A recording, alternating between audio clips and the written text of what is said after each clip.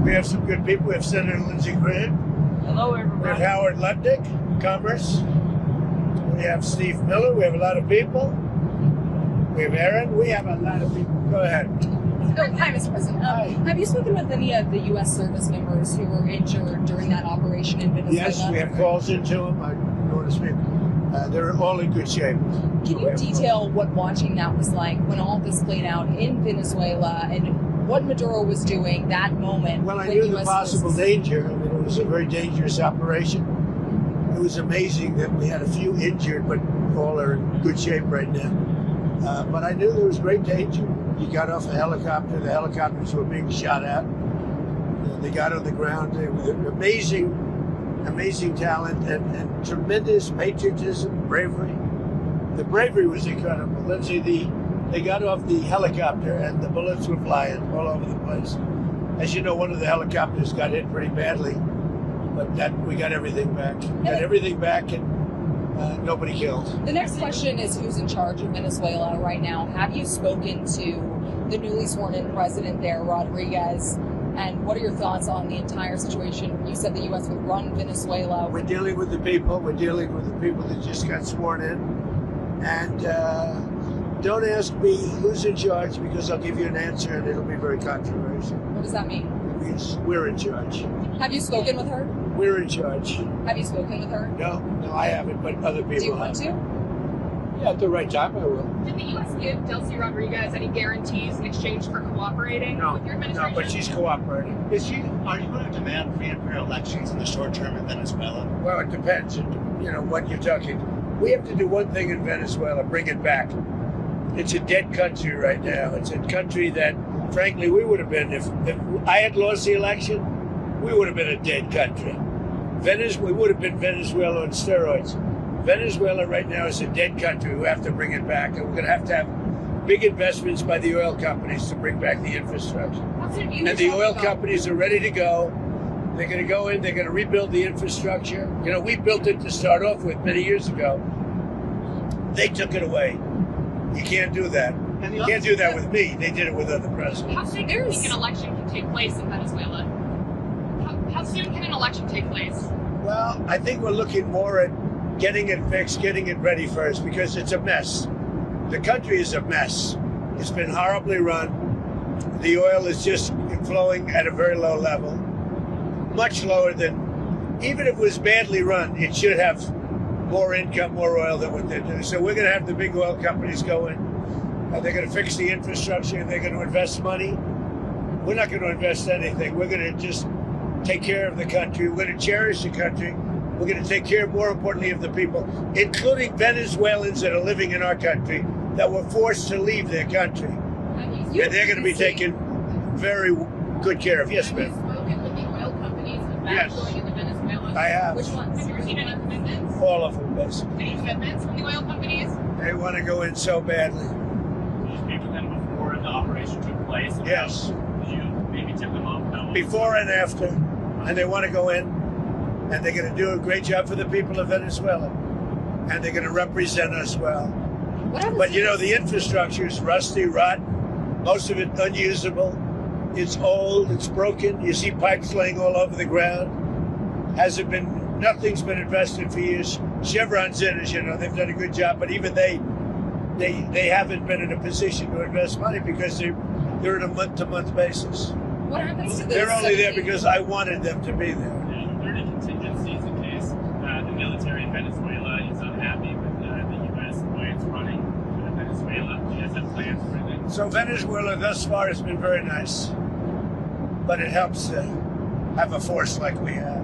We were ready for a second wave. We were all set to go, but we don't think we're going to need it. There's about $17 billion worth of oil reserves in Venezuela. More. Is that going to be? You mean trillion? And is that going to be Did you something? say billion or trillion? I said billion. You said 17 billion? It's much more than that. Okay, so what is going to happen to those reserves? Well, we're going to run everything. We're going to run it, fix it. We'll have elections at the right time. But the main thing you have to fix, it's a broken country. There's no money. There's inflation. Like we would have had, if I didn't win this election, we would have been Venezuela on steroids. Lindsay would know that. You might say something on that because we were talking before. We would have had a doubling up of very bad things that cost us a lot of money, like welfare, frankly. We wouldn't have had jobs. And instead of having $18 trillion in, we would have had at least $5 to $10 trillion leaving the country. So our costs would have gone up, and all of the money we're setting a record. It's long broken.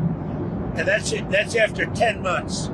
We haven't included the 11th month yet. So we think we're going to hit over $20 trillion. The all-time record is 3 by another country known as China. About 10 years ago, they did 3. We're going to do close to 20 trillion. By the way, there has never been anything like this ever before.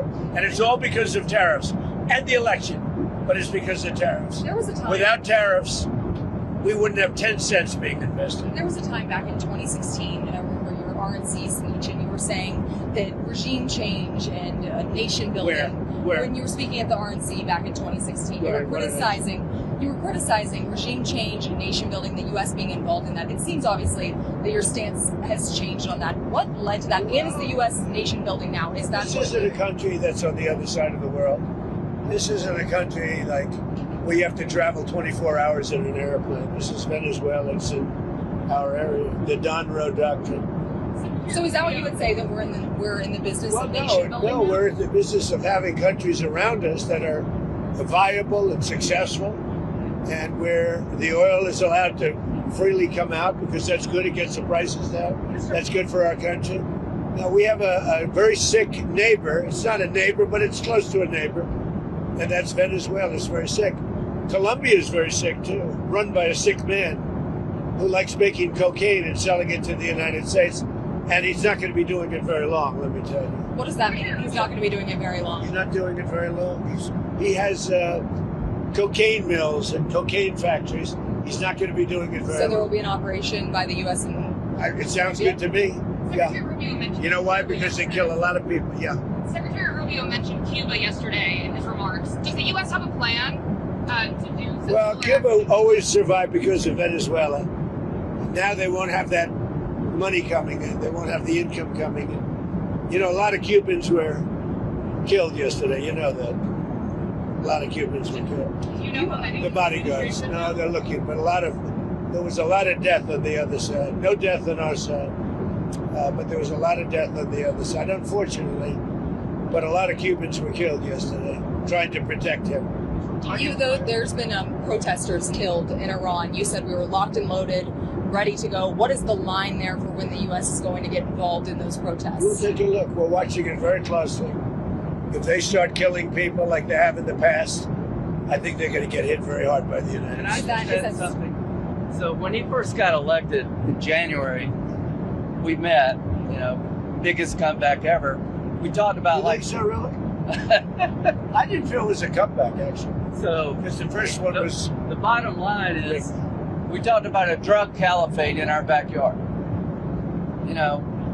We had Venezuela, we have Cuba, we have Colombia in our backyard. And these 3 countries have been condemned ever since I've been in politics. Joe Biden put a $25 billion bounty on Maduro's head. Chris Smith, the day he got inaugurated, said, I hope Trump will hold Maduro's feet to the fire. You did. So what has he done? He's going to clear our backyard of a drug caliphate, countries run by narco-terrorist dictators who murder, rape, send drugs into our country to kill thousands of our citizens. To my Democratic friends, you should be celebrating this. When bin Laden went down, I was the first to applaud President Obama. This was one of the most sophisticated military operations in the history of the country. What they were able to do was amazing. They knew we were coming. We had a good part of the Navy, and they were able to capture this man alive. No military in the world could have done it. And as to this commander-in-chief, he did something people talked about doing. You just wait for Cuba. Cuba is a communist dictatorship that's killed priests and nuns. They've preyed on their own people. their days are numbered. We're going to wake up one day, I hope in 26, in our backyard, we're going to have allies in these countries doing business with America, not narco-terrorist dictators killing Americans. This is a big frigging day. And everybody in the world is thinking differently than they were just a few days ago because of what you did. By the way, you mentioned something that's interesting. Lindsay mentioned bin Laden. Do you know I wrote about bin Laden 1 year before the attack on the World Trade Center? And I said, you got to go after bin Laden. It was in my book. And very few people want to say that, but it was in my book. You know that, I think. You've actually talked about it. But if they would have listened to me, they would have taken out bin Laden, and you wouldn't have had the World Trade Center tragedy. Yeah, this is certainly going. Did you know that? I predicted bin Laden. I learned something every day. No, but did you hear that? Well, I didn't now. I just heard it right now. No, I wrote a book. It was 1 year before the attack that the book came out, and it talked about, there's a whole page, a whole section dedicated to a guy named bin Laden who's a bad guy who you have to take out. So I'll get the book. But right after the election, he told me, I'm going to clean up our backyard. Now, this was before he took office. This is one of the president's priorities, is to make sure that people in our backyard, narco-terrorist states, will not continue to kill Americans without the number of people that will be alive today because Venezuela will be in different hands is going to be tens of thousands. This is something to be celebrated, whether you like him or not. Not just Venezuela. It's what's coming out of Venezuela in the form of ocean-going and Gulf-going and sea-going boats. Every time we knock out a boat, and we've done a lot of them, we did 3 over the last few days. They're very rare now. You don't see too many of them. But drugs by sea are down 97%. Think of that. And now we're going to stop them by land, too. The land is easy. We had to do the sea before we did the land because it just works out. Yeah, you were just talking about the land, but it sounded like and by the way, you have to do something with Mexico. Mexico has to get their act together because they're pouring through Mexico, and we're going to have to do something. We'd love Mexico to do it. They're capable of doing it. But unfortunately, the cartels are very strong in Mexico. I remember one time you actually, speaking of Mexico, I asked you about Claudia Sheinbaum, and you told me at one point you had offered to send U.S. troops into Mexico to combat drug trafficking there. Is that something you have spoken to her about? I think she's a terrific person. I would say every single time I talk to her, I offered to send troops. And she's just not willing? She's concerned. She's a little afraid. The cartels are running Mexico. Whether you like it or not, it's not nice to say, but the cartels are running Mexico. Yeah, speaking of those U.S. troops, I mean, one thing that Americans and a lot of people are wondering, you just sounded like you weighed out another strike, another land strike, at least in Venezuela. You sound like you weighed that out. But no, we haven't. We didn't need it. We were prepared to do a second strike if we needed it. We're totally prepared. But that's off we're the table. Still prepared. That's off the table now. No, it's not. If they don't behave, we will do a second strike. The question is that the American troops, are they going to be on the ground? They're doing any kind of peacekeeping? I think Americans are very... It depends on what happens. It depends a little bit on the new administration, if you want to call it so that. If you see that pushback from Rodriguez and ultimately... Well, I don't think there was pushback. I think that... She called it... Well, you hear a different person than I hear. Really? So you have spoken with her? We talked to them, really. Oh, you did speak. They've been very good. Because she called it kidnapping of Maduro. It's all right. It's not a bad term. Go ahead. Now, are you going to demand that Delcy Rodriguez let opposition figures return or free any political prisoners? We haven't gotten to that yet. Right now, what we want to do is fix up the oil, fix up the country, bring the country back, and then have elections. Now, is it fair? We better bring the country back. Otherwise, you're going to have a mess that's so bad. It was really bad.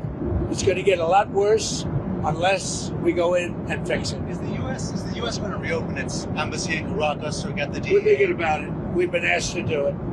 We've actually been asked to do it. Do you think you and Putin and on the phone, of course, and Zelensky at Mar-a-Lago? Yeah. You told me that numerous times. You told me that your New Year's resolution was peace on earth.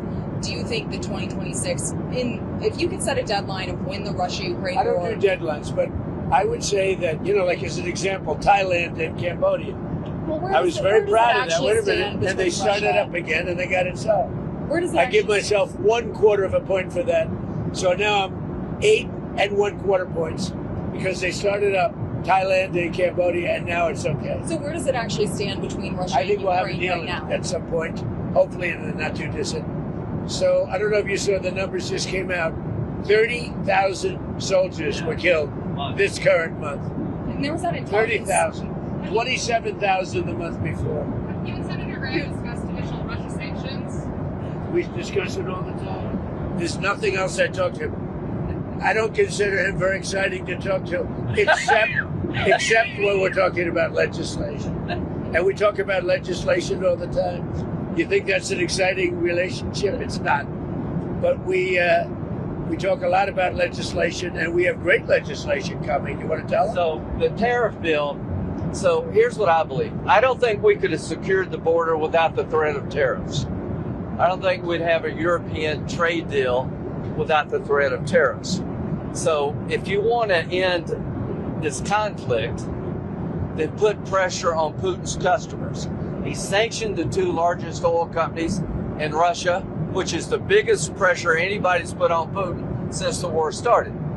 But we have 85 co-sponsors to give this president. It's hurting Russia very bad, the sanctions. Oh, yeah. So this bill would allow. And India also is bullying. Yes, sir. So he put a 25% tariff on India for buying Russian oil. I was at the Indian ambassador's house about a month ago, and all he wanted to talk about is how they're buying less Russian oil. Would you tell the president to relieve the tariff? This stuff works. So I'm hoping we'll bring the bill up, and it's from 0 to 500. He picks the number. Nobody else does.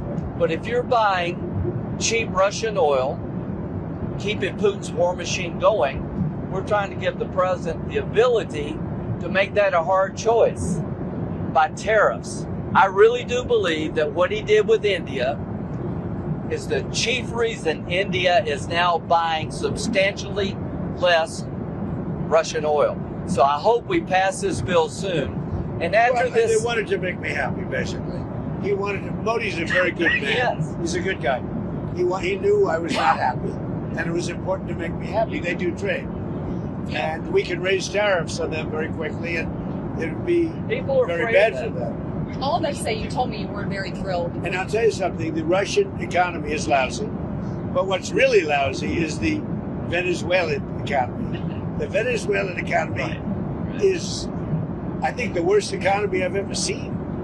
If you look at inflation, things are doubling every day. It's a disaster. We got to fix the country fast. President Trump, are there going to be any more? You said the oil companies are going there. Are there any other companies that you talked to about dealing with Venezuela? Maybe Mr. Ludwig could talk about that. Are there any other corporations, entities outside? Many of oil? outside of the oil business. Well, the oil business, yes, but outside, yes. Howard, you want to You have steel, you have minerals, right? All the critical minerals. They have a great mining history that's gone rusty. So steel, aluminum, minerals, I mean, this is all, it's a rich, it was once upon a time one of the great economies and cultures of the world, and it was destroyed, and now President Trump is going to fix it and bring it back for the Venezuela. But it's not easy. It's really gone bad. Any rare earth? But it's got potential. What? Any rare earth minerals? They have rare earth, but everybody has rare earth. What's Rare earth is not rare. What's rare is the processing. we got We're doing processing plants all that. There's no such thing as rare earth. The rare earth is everywhere. What isn't everywhere is the processing of rare earth, and we have a lot of places going up right now. One thing we haven't heard you specifically react to is the Minnesota fraud that we've seen play out. Well, it just doesn't get worse. I've reacted. It's almost not even believable. This very stupid, low IQ governor, he's a very stupid man, because, I had a campaign against him with JD, and he's a stupid man, and he's a corrupt politician, and the Somalians are ripping off our country to the tune of, looks like $19 billion, but that's only what they can find. So usually when you're looking at 19, that would mean it could be 50, but the numbers are astronomical. Think of it. They have a dead country. They don't have government. They don't have anything. They don't have a military. All they do is run around shooting people. And trying to capture ships. You know, we don't let them take ships anymore. You know why? We use the same exact missile on them that we use on the drug carriers, and it's very effective. So, You notice there's nobody capturing ships anymore? Because as they head out to go capture the ship, and the ship doesn't want to fire back because it's very flammable stuff in many cases. And the insurance companies don't want, because they build $1 billion ship, and they don't want anybody firing rockets into the ship. But we're hitting them so hard, and it's very similar. Same missile system. It's called Deadly Accurate. And do you notice that ships aren't being taken anymore? The pirates are. That's right. I hadn't thought about The pirates aren't. Well, no. No Somali birds. It's actually very easy. They head out. We say, guess what? There's pirates. Bing. That's the end of the pirates. The shipping business is coming back because see, these are little things that we're doing, and I'm doing it not just for American ships. I'm doing it worldwide because we don't want ships taken by Somalia pirates. But what they are doing is they're stealing money from the American taxpayer, and every one of them should be forced to leave this country, including Ilhan Omar, who's a total crook. And she's one of the leaders of it. Not the only, because she's not that smart. But think of it. $19 billion at least they've stolen from Minnesota and from the United States. It's actually more from the United States because Minnesota puts in, and we're not going to pay it anymore. We're going to have Waltz go pay. We're not going to pay them, and we're not going to pay California, and we're not going to pay Illinois with that big slob of a governor that they have that doesn't want. You know, we brought down crime by 25%. He didn't do anything. He's not doing anything. But they want us to leave. He had a day where they had 17 murders not too long ago. 17 murders and 77 people shot. But 17 died. And then he talks about, oh, we can handle it. He can't handle it. But we pull back and we'll go in at the appropriate time. But we're the ones that brought the crime down. We brought it down 20%. They didn't bring it down. Pritzker didn't bring it down. Same thing with Gavin Newsom. If we didn't go in to Los Angeles 7 months ago when they had the riots, even the police commissioner, the head of police, said if we didn't have the federal government go in, we would have lost total control of the city of Los Angeles, and they would have had to cancel the Olympics. Think of it. Speaking of Los Angeles, the National Guard, you pulled out the National Guard out of Portland. We did. In Los Angeles. And you know what? You know that Portland, we got it down to almost no crime. Do you know that? But we pulled it out. We had a Supreme Court decision. We can go back. We're allowed to go back in. But we'll go back in when the crime starts. Look, the crime will soon start because they now know that we're out. And at the appropriate time, we'll go back in. And we may, if we're allowed to. The most powerful thing we haven't used, the Insurrection Act. You're considering using the insurrection? I've always considered it, but we haven't needed it anywhere. 48% of the presidents of this country have used it. Bush used it, I think, 22 times or something. You know that, right? I mean, Bush the elder. And what are your short-term, next 2 weeks, what do you need from Delcy Rodriguez? You've threatened Delcy. Total access. We need total access. We need access to the oil and to other things in their country that allow us to rebuild their country. What other things? A lot of things. Roads that aren't built, bridges that are falling down. Yeah, bridges that are falling down, nobody can go anywhere. And on Greenland, On Greenland now? Yeah. On Greenland. How did we come up to Greenland? So, do you expect to take an action against Greenland? Well, I don't want to talk about Greenland. Let's talk about Venezuela, Russia, Ukraine, and we'll worry about Greenland in about 2 months. Let's talk about Greenland in 20 days. On Venezuela, we talk so much about energy. By the way, I will say this about Greenland. We need Greenland from a national security situation. It's so strategic. Right now, Greenland is covered with Russian and Chinese ships all over the place. We need Greenland from the standpoint of national security. And Denmark is not going to be able to do it, I can tell you. I think it's a big communication. You know what Denmark did recently to boost up security in Greenland? They added one more dog sled. It's true. They thought that was a great move. What would the justification be for a claim to Greenland? What would the justification? Oh, I don't want to talk about Greenland now. I just say this. We need Greenland from the standpoint of national security. And the European Union needs us to have it. And they know that. I think there's some confusion Your about operation in Venezuela will affect your relationship with Xi Jinping in China. No, I don't think so. I have a very good relationship. We have the power of tariffs, and he has other powers on us. Are you still planning to travel to see him in April? Yeah, I'll be going in April. I think there's some confusion from Americans and maybe the community in the world when it comes to what you said about Rodriguez earlier today in a phone interview. You said that she would face the same fate, if not worse, than Maduro. But it sounds like you're talking to her on the phone and wanting to work with her. My people are just the same thing. Are considering her in power. Can you just clarify where you stand on Delcy Rodriguez right now being in I don't have to tell you. I just say that she will face a situation probably worse than Maduro. Because, Maduro gave up immediately. So she could also He raised his hand, he gave up. And he did the right thing, but he gave up. So we were so effective, and it was so fast and violent. It was very violent. But we were so effective, he raised his hands, he gave up. What was the most violent moment? I don't want to tell you. Did you get a There were some bad moments, but there were some very violent moments. I don't want to tell you. Did you get a briefing at all on Maduro's first night in U.S. Yes. custody, and what can you tell us? I have a total briefing on every aspect of it, but I don't think it's appropriate to talk to the press about it. You'll find out. When it comes to him in court tomorrow, I mean, what's the end game here with Maduro? Does There he is just no- rot in We're a just U.S. going to go prison? through a slog of a trial. The judge is very respected, Judge Hellerstein. He's a highly respected judge. We'll see how we do. The case it's infallible. People are so happy with what we've done. You go down to Miami, you go down to a lot of places, and they're all dancing in the streets of this country. Now, he was a rough man, killed millions of people. He killed millions and millions of people. After he stands Can trial, I just say something? We got this is a good thing, not a bad thing. President Biden put a $25 billion bounty on the guy's head.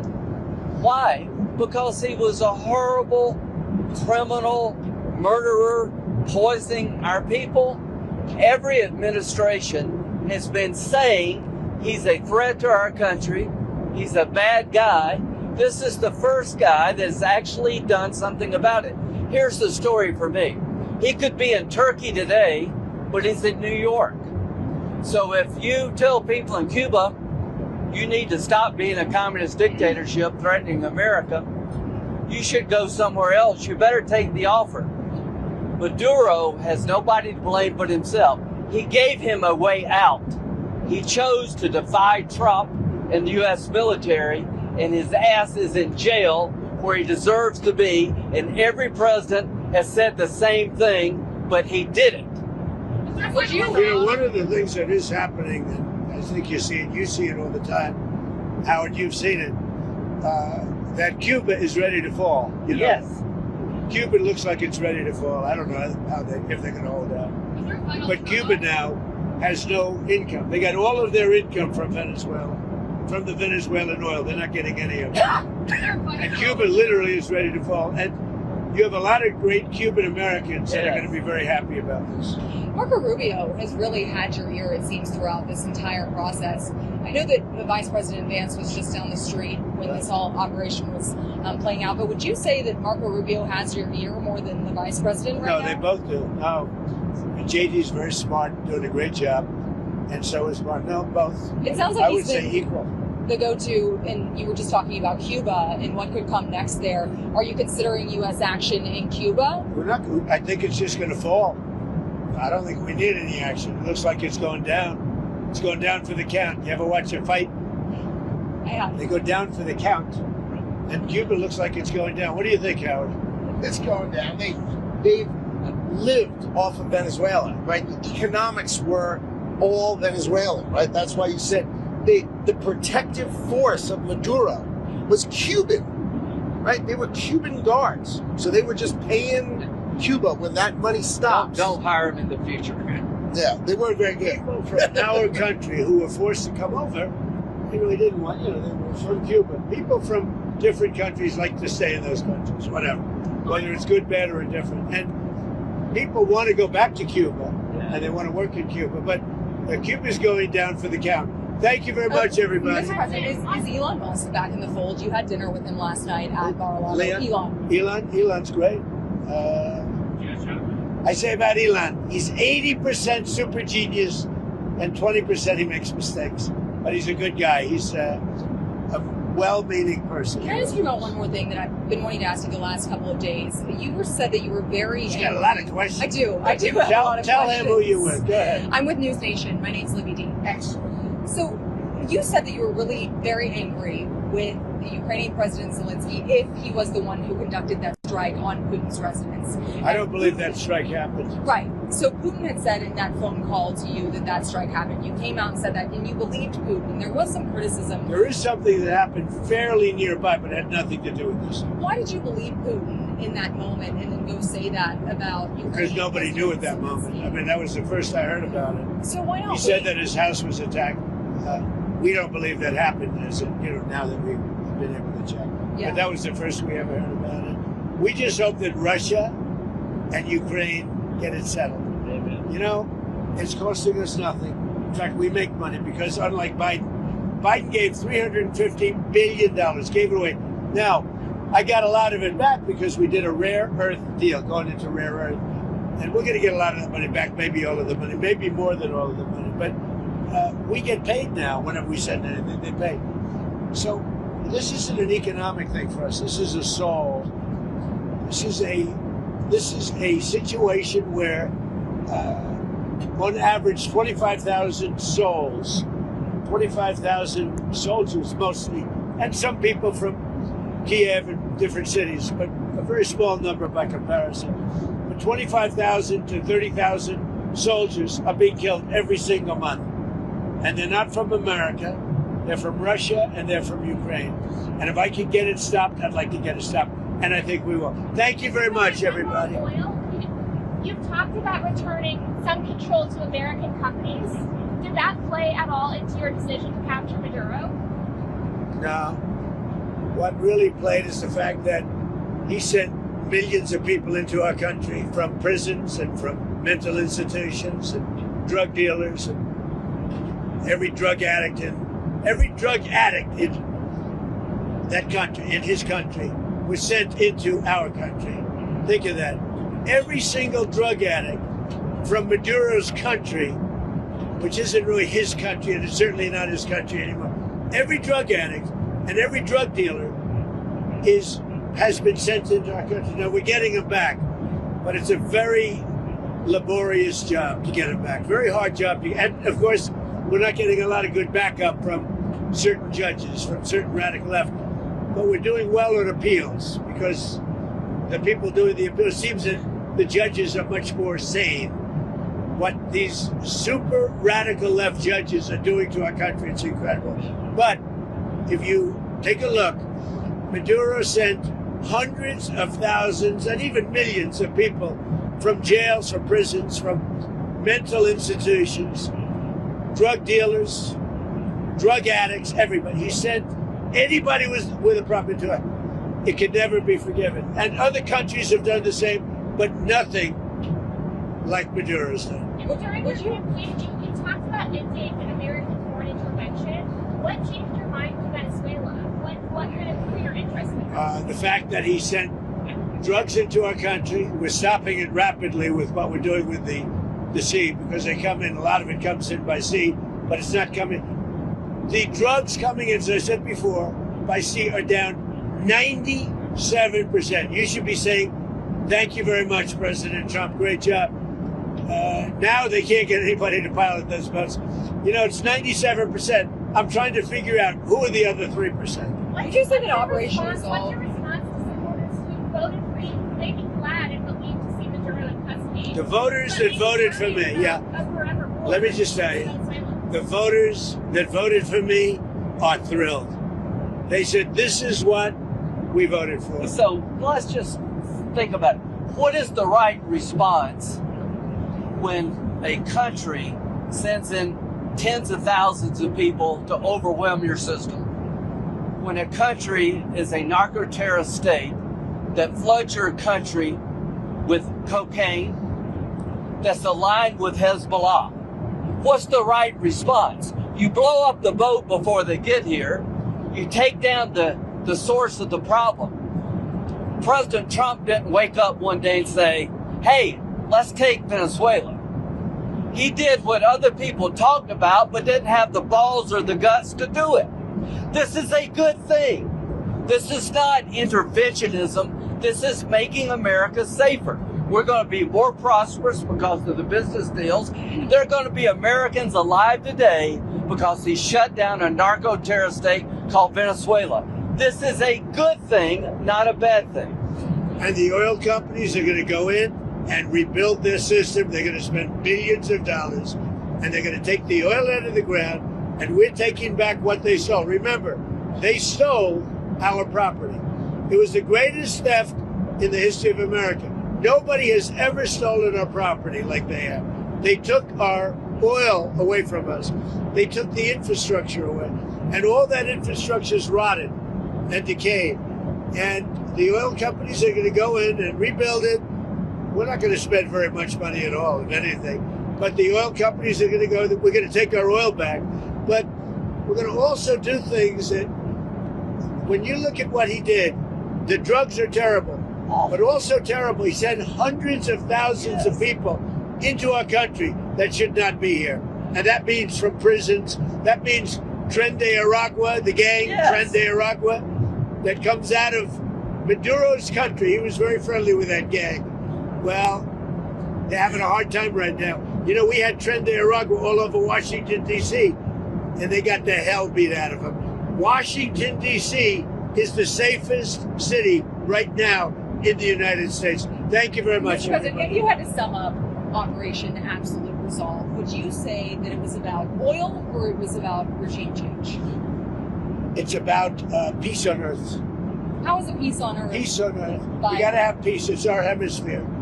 The Monroe Doctrine was very important when it was done, and other presidents, a lot of them, they lost sight of it. I didn't. I didn't lose sight. But it really is, it's peace on earth. Thank you very much.